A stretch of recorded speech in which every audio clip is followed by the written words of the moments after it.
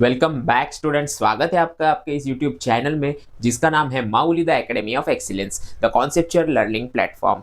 देखिए, जैसे कि आपको पता है अपन ने स्टार्ट कर दिया है अपना 11th स्टैंडर्ड का book keeping and accountancy subject का चैप्टर नंबर 3 जिसका नाम है जर्नल।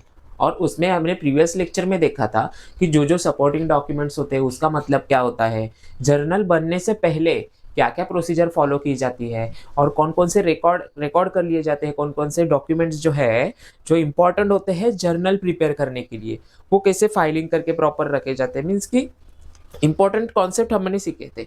उसमें बहुत टाइप्स है, लेकिन उसमें जो जो इंपॉर्टेंट लगा ना वही मैंने उधर इंक्लूड किया है। और चेक वगैरह बनता कैसे है उसका एक टॉपिक इंक्लूड किया है कि चेक वगैरह प्रोसीजर क्या होता है, बैंक में क्लियर कैसे होते हैं, चेक चेक के टाइप्स क्या होते हैं, जो टॉपिक आपको डेली लाइफ में भी यूजफुल है। ठीक है, आज का टॉपिक स्टार्ट कर देते हैं। देखो, आज मैं इधर आपको जर्नल के बारे में, मीन्स प्योर जर्नल टॉपिक अभी से चालू हो रहा है अपना। तो जर्नल क्या होता है, अभी जैसे कि सपोर्टिंग डॉक्यूमेंट्स के बारे में आपको पता ही होगा कि सपोज कि बिजनेस के डेली के जो ट्रांजेक्शन्स है, जो बिजनेसमैन है वो सपोज आपका इलेक्ट्रॉनिक का शोरूम है, आप बेच रहे हो टीवी, एलसीडीज, एलईडीज जो भी है, और रेफ्रिजरेटर, ऐसे गुड्स बेच रहे हो आप। ठीक है, वो बेच के आप जनरेट रेवेन्यू कर रहे हो, रेवेन्यू जनरेट कर रहे हो। आपने आज 2 एसी बेचे, एक रेफ्रिजरेटर बेचा, और आपने आज एक इलेक्ट्रिसिटी बिल का भी पेमेंट किया आपके गोडाउन का या फिर आपके शोरूम का। ठीक है, और रेंट अगर रहेगा तो रेंट दिया, जो भी ट्रांजेक्शन रहेंगे, टेलीफोन बिल पे किया। तो ऐसे जो डेली के ट्रांजेक्शन्स है, तो आप कब तक याद रखोगे और किधर लिखोगे? जैसे कि आपको पता है कि वो जो ट्रांजेक्शन आप रिकॉर्ड करने इंपॉर्टेंट है, बिकॉज बाद में आपको उसी का यूज करके आपको फाइनल अकाउंट प्रिपेयर करना है, और तभी आपको पता चलने वाला है कि आपको कितना लॉस हुआ, कितना फायदा हुआ। मीन्स कि आप प्रॉफिट में हो या लॉस में है आपका बिजनेस। ठीक है, या फिर आपके फाइनेंशियल कंडीशन ऐसी है कि नहीं आपके बिजनेस की कि और एक्स्ट्रा बिजनेस बढ़ाया जाए, नया नया शोरूम खरीदा जाए अलग लोकेशन पे। ठीक है, ऐसे सब चीजें आपको फाइनल अकाउंट्स प्रिपेयर करने के बाद पता चलती है। लेकिन फाइनल अकाउंट्स क्या होता है एक्चुअली, जो बैलेंस शीट है, प्रॉफिट एंड लॉस अकाउंट है, वो सब चीजें फाइनल अकाउंट्स में प्रिपेयर की जाती है। वो जो लेजर्स है, वो बैलेंस शीट स्टेटमेंट है। तो वो पता करने के लिए मुझे इंपॉर्टेंट है कि मैं जर्नल्स पहले प्रिपेयर करूं। उस जर्नल एंट्रीज के बेसिस पे ही वो आगे की चीजें प्रिपेयर की जाती है। ठीक है, ट्रायल बैलेंस वगैरह तो सब बाद में आपको कॉन्सेप्ट क्लियर होंगे, अभी कंफ्यूज मत होना। अभी के लिए इतना समझो कि ये जर्नल ना, ये बेस है, ये प्राइमरी बुक है आपके बिजनेस का, बिजनेस ट्रांजेक्शन्स का। अगर ये नहीं तो आगे का कुछ नहीं। मीन्स आगे आपको पता ही नहीं चलेगा मुझे नुकसान हुआ है, फायदा, सिर्फ गिनते बैठोगे। ठीक है, तो जनरल का मोटे मोटे तौर पे यूज तो इतना ही है। और जनरल प्रिपेयर कैसे होता है वो मैंने आपको बताया। अभी थ्योरेटिकल नॉलेज थोड़ी देख लो। ठीक है, ये जो जर्नल है, ये ये जो नेम वर्ड है, ये इंग्लिश वर्ड है, ये किधर से निकला, इसका ओरिजिन क्या है? ये जर्नल वर्ड प्रिपेयर हुआ फ्रेंच वर्ड जॉर से। फ्रेंच लैंग्वेज में, फ्रेंच डिक्शनरी में जो वर्ड है जॉर, इसमें से निकला ये जर्नल वर्ड। जनरल वर्ड बनाया गया इंग्लिश में। कैसे, क्यों, और यही क्यों वर्ड यूज किया? देखो, जॉर, ये जो फ्रेंच वर्ड है इसका एक मीनिंग है। इसका मीनिंग होता है डे। ठीक है, डे। तो इस वर्ड का यूज करके जर्नल वर्ड बनाया, बिकॉज डे मतलब डे, रोज, दिन का। तो जिनका रिकॉर्ड अपने जर्नल में होता क्या है एक्चुअली, डेली का डेली रिकॉर्ड किए जाते हैं। आज क्या गया, क्या आया, आज कितना कैश किसको दिया, आज कितना बिल पे किया, आज क्या किया, कितना रिवेन्यू जनरेट हुआ, मीन्स कि कितना सेल्स हुआ, कितना खरीदा, परचेस किया। वो सब चीजें वो डेली की डेली तभी की तभी की जाती है, राइट। तो डेली रिकॉर्ड ट्रांजेक्शन रिकॉर्ड्स करना जर्नल बुक में एक, और डे इसमें इन्वॉल्व है, इसीलिए उसको जॉर वर्ड से, फ्रेंच जॉर वर्ड से लिया गया है जर्नल। अभी ये मैं क्यों पढ़ा रहा हूँ सर, आप तो बोले थे आप कुछ ऐसा बेफिजुल की बातें नहीं इंक्लूड करोगे, तो ये बेफिजुल की है ही नहीं। देखो, ये जो आपको दिए जाते हैं ना बुक में छोटे छोटे पॉइंट्स, तो ये आपको एग्जाम में पूछे जा सकते हैं फिल इन द ब्लैंक्स में, या फिर आपके जो आप ब्रीफ में आंसर लिखोगे उसमें भी इंट्रोडक्शन पार्ट में आपको ये लिखना होता है। प्रेजेंटेशन अपना मोटिव है कि प्रेजेंट भी अच्छे से करना आंसर को। ठीक है, ये देखो जर्नल, अभी definition, most important thing 11th और 12th में भी ये बातें आपको फॉलो होने वाली है कि आप जब भी आंसर लिखोगे ना, तो उसमें लॉन्ग आंसर में आपको इंट्रोडक्शन ऑप्शनल है, बट लिखोगे तो बेटर है, लेकिन डेफिनेशन कंपलसरी लिखना है। क्यों? अगर डेफिनेशन लिखोगे तो सामने वाले एग्जामिनर पे आपका इंप्रेशन अच्छा पड़ता है कि इसने अच्छे से लिखा है, और डेफिनेशन के मार्क्स भी होते हैं।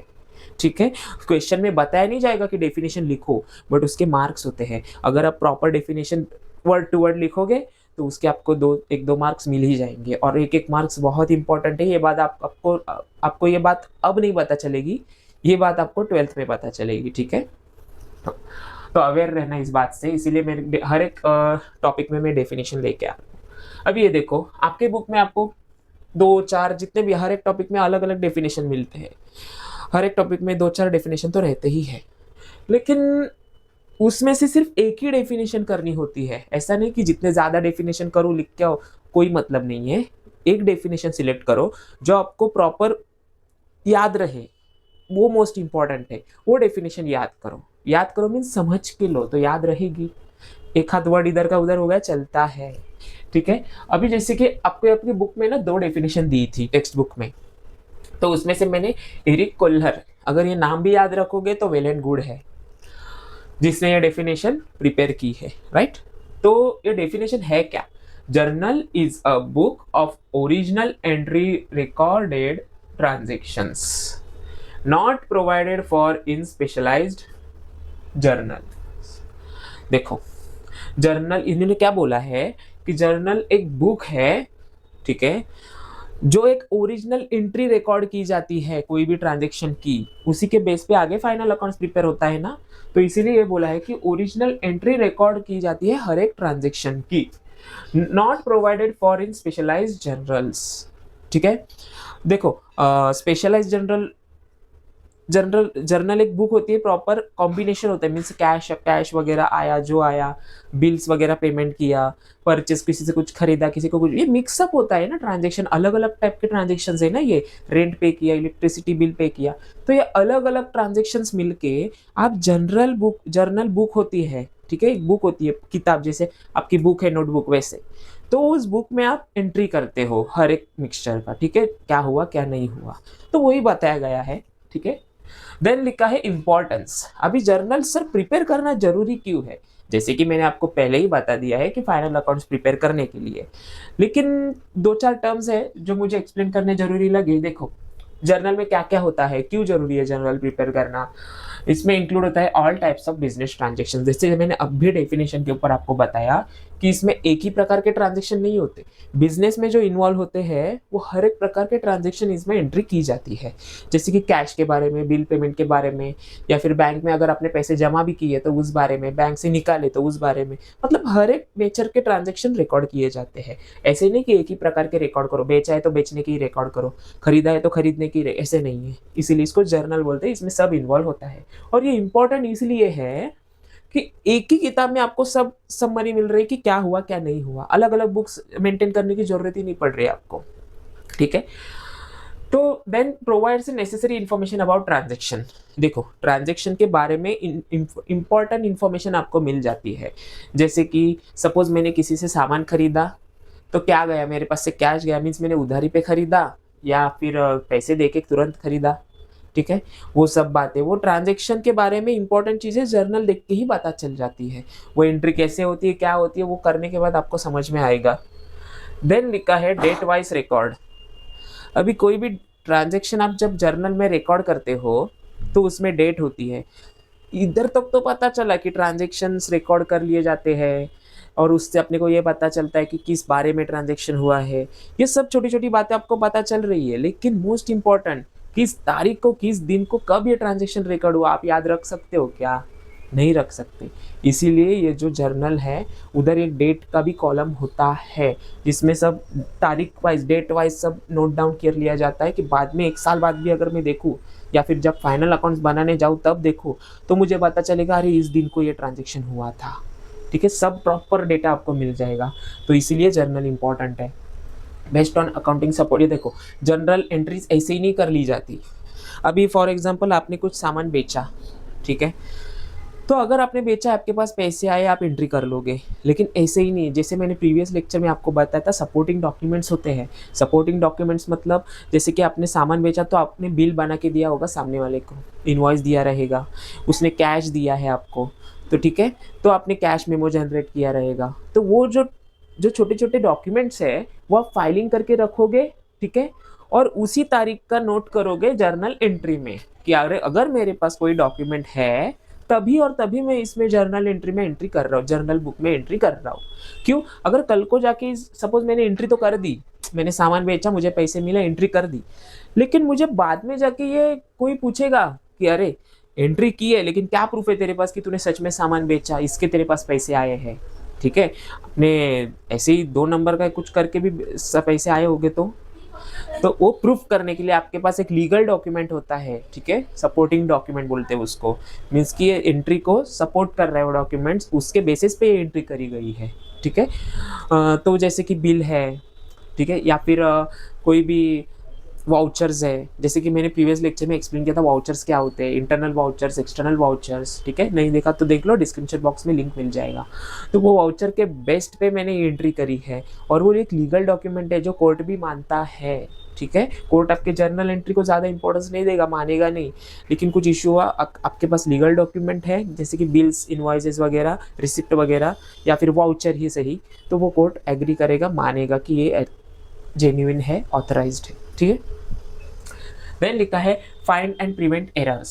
देखो एंट्री में एंट्री करते हो ना आप, तो कुछ गड़बड़ी वगैरह रहेगी, तो अगर आप दिमागी तौर पे याद रखने जाओगे या फिर किधर भी कुछ भी नोट करते जाओगे, आज ये हुआ, कल इतना बेचा, ये हुआ, तो इसमें कुछ ना कुछ गड़बड़ी होती जा सकती है, प्रॉब्लम्स निकलते जाएंगे कि अरे तारीख गलत लिखी है शायद, या फिर पैसे इतने 1 ज़ीरो कम हो गया, 2 ज़ीरो कम हो गया। तो जर्नल एक ना फॉर्मेट, प्रॉपर प्रोसीजर है कि अगर डॉक्यूमेंट है, लीगल वैलिड सपोर्टिव डॉक्यूमेंट है, उसके बेसिस पे एंट्री हो रही है, मीन्स कि उसमें गड़बड़ होने के चांसेस ही नहीं है। आपके पास बिल है, जितने का बिल है उतने का अमाउंट इधर आएगा जर्नल में, ठीक है, तो एरर नहीं होने देता। और उसमें फाइनल अकाउंट्स प्रिपेयर करने के लिए हेल्प करता है जर्नल, जैसे कि मैंने स्टार्टिंग में ही आपको बता दिया।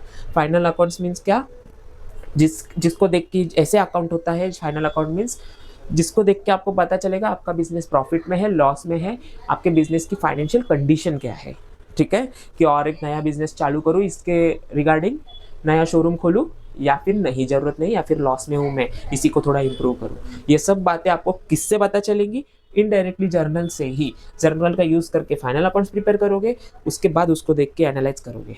डन? इतना समझ में आया? अभी इधर मैंने एक फॉर्मेट दिया है, देखो ये फॉर्मेट आप बनाते हो जर्नल बुक में, तो इस फॉर्मेट में ये सब एंट्री करना कि क्या ट्रांजैक्शन हुआ था, इससे ये खरीदा, कैश मिला मुझे, कैश मैंने दिया, जो भी है, तो जो एंट्री करते हो ना आप, तो वो जो एंट्री करने का प्रोसीजर है उसको क्या बोलते हैं? जर्नलाइजिंग। जर्नल बुक, उसमें एंट्री करोगे, उस प्रोसीजर को क्या बोलोगे? जर्नलाइजिंग। ये बात याद रखना, जो जो इंपॉर्टेंट लगा मैंने लिया। अभी आपको क्वेश्चन आ सकता है कि देखो, the process of preparing journal entries, recording journal entries in a book of journals, उसको क्या बोलते हैं? क्वेश्चन पूछा जा सकता है, तो उसको बोलते हैं जर्नलाइजिंग, ठीक है। देन ये फॉर्मेट दिया है आपके टेक्स्ट बुक में भी एक फॉर्मेट है, वही मैंने इधर लिया है, बट मैं एक्सप्लेन करूँगा आपको। देखो पहले तो डेट होती है, डेट, मंथ, ईयर, ठीक है। उसके बाद में कॉलम होता है पर्टिकुलर्स। पर्टिकुलर्स में क्या लिखते हो? मीन्स कि इस तारीख को क्या हुआ था, ये ट्रांजेक्शन के देख के आप लिखते हो उधर, ठीक है। तो क्या हुआ था, एक देखो हमारे डुअल अकाउंटिंग सिस्टम में दो ट्रांजेक्शन के दो पहलू होते हैं, जैसे प्रीवियस लेक्चर में मैंने आपको बताया, डेबिट एक होगा, एक क्रेडिट होगा। मीन्स या तो मेरे पास अगर सामान मैंने बेचा, मीन्स वो क्रेडिट होगा, और क्या क्रेडिट क्या डेबिट वो बाद में मैं आपको एक्सप्लेन करूंगा। आप गोल्डन रूल्स ऑफ अकाउंटिंग देख लीजिए जर्नल के चैप्टर सीखने से पहले, अभी से आपको मैं सजेस्ट कर रहा हूँ। देखो अगर मैंने कुछ बेचा तो मेरे पास पैसे आए, तो पैसे डेबिट, बेचा हुआ सामान क्रेडिट, सेल्स क्रेडिट, ठीक है। ये ऐसे इधर लिखा जाता है कि क्या डेबिट, क्या क्रेडिट। देन कितने का देखो डेबिट जितना होगा उतना ही क्रेडिट होगा कंपलसरी, ठीक है। तो इसीलिए डेबिट अमाउंट इधर लिखोगे, कितने का कैश कितना मिला फॉर एग्जांपल के लिए, या फिर कुछ भी जो डेबिट हो रहा है वो सपोज 1000 का है, ठीक है। तो क्रेडिट भी कंपलसरी 1000 का होना जरूरी है। मीन्स ये जो दो अकाउंट बनेंगे, इस दो अकाउंट में से एक अकाउंट अगर 1000 रुपए का डेबिट हो रहा है तो दूसरा अकाउंट 2000 का नहीं हो सकता, वो 1000 का ही क्रेडिट होगा। मीन्स जितना अमाउंट डेबिट उतना अमाउंट क्रेडिट। और मोस्ट इंपॉर्टेंट थिंग इधर भी है, ये भी आपको लिखनी जरूरी है, इसको बोलते हैं नरेशन। नरेशन का मतलब है अब ये ट्रांजेक्शन हुआ है, ये देख के मुझे अगर एक्सप्लेनेशन चाहिए थोड़ी बहुत कि किस बारे में ट्रांजेक्शन है, एक्चुअली इस ट्रांजेक्शन में हुआ क्या है, इसके बारे में बताता है हमें नरेशन। कि देखो इसके पीछे ना एक वर्ड कंपलसरी लिखते हैं, बिंग। ये जब एंट्री जब सॉल्व करेंगे ना तब मैं आपको प्रॉपर एक्सप्लेन करूंगा, डोंट वरी। तो अभी के लिए इतना ध्यान रखो कि नरेशन अपने को बताता है इस ट्रांजेक्शन के बारे में, जो ये एंट्री हुई है डेबिट अकाउंट क्रेडिट अकाउंट, उसके बारे में कि ये हुआ क्या है एक्चुअली, क्या बेचा है, क्या क्या खरीदा है, क्या किस बारे में ये एंट्री की गई है, ये अपने को नरेशन बताता है। देन ये बात ये मैंने आपको इंपॉर्टेंट लास्ट में बताऊँ क्योंकि ये है लेजर फोलियो, इसका कन्फ्यूजन होता है। Ledger folio, ledger folio means अभी मैंने जर्नल एंट्री कर दी, तो ये एंट्री करने के बाद आगे भी तो कुछ प्रोसीजर होगा ना, ठीक है। तो जर्नल एंट्री होने के बाद, ठीक है, जर्नल एंट्री हो गई मेरी, उसके बाद मैं क्या करूँगा कि मेरे लेजर्स होते हैं। फॉर एग्जांपल अभी मैं आपको बताऊँ कि कैश का लेजर बनेगा, बैंक अकाउंट का लेजर अलग से बनेगा, या फिर कोई भी मेरा एसेट है, मेरा ठीक है एसेट है तो उसका एक अलग से, एसेट मीन्स व्हाट, फर्नीचर है, कंप्यूटर है, उसका लेजर अलग से बनेगा।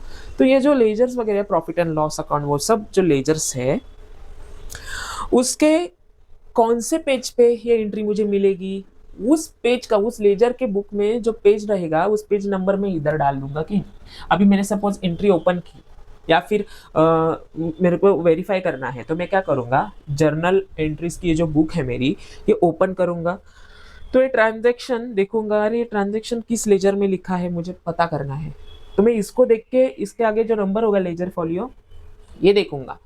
अगर इधर लिखा है 3, ठीक है सपोज, तो मैं क्या करूंगा कि ये ट्रांजैक्शन मुझे किधर पोस्ट किया है, कौन से लेजर में लिखा है मैंने, तो वो मुझे देखना है। इसके आगे की प्रोसीजर होती है ना लेजर, तो उसमें ट्रांजैक्शन मुझे ढूंढना है अगर किधर है, पोस्टिंग किया कि नहीं। तो पेज नंबर लिखा है उस पे जाऊंगा, 3 नंबर पे जो उस बुक में निकालूंगा और उसमें मुझे ट्रांजैक्शन मिलना चाहिए कि ये 3 नंबर पेज पे है, तो उधर ये मुझे मिल जाएगा। इसका मतलब ये होता है कि इंडिकेट करना कि ये ट्रांजैक्शन किस पेज पे आगे लिखा गया है लेजर में, ठीक है, इतना ही है। अभी नेक्स्ट टॉपिक अपना रहेगा जीएसटी का, ठीक है। जीएसटी का भी मोस्ट इंपॉर्टेंट टॉपिक है, स्किप मत करना। थैंक यू सो मच इस वीडियो में रहने के लिए, और आगे का लेक्चर ज़रूर देखिए जो जीएसटी पे डिपेंड है। जीएसटी के बारे में मैं आपको प्रॉपर एक्सप्लेन करूंगा, मोस्ट इंपॉर्टेंट थिंग है, बिकॉज उसके ऊपर भी ट्रांजेक्शन्स अपने को आगे सॉल्व करने हैं, जनरल एंट्रीज वगैरह। So thank you so much, बने रहिए चैनल के साथ, शेयर कीजिए अपने फ्रेंड्स के साथ, उनको भी थोड़ी हेल्प हो सके।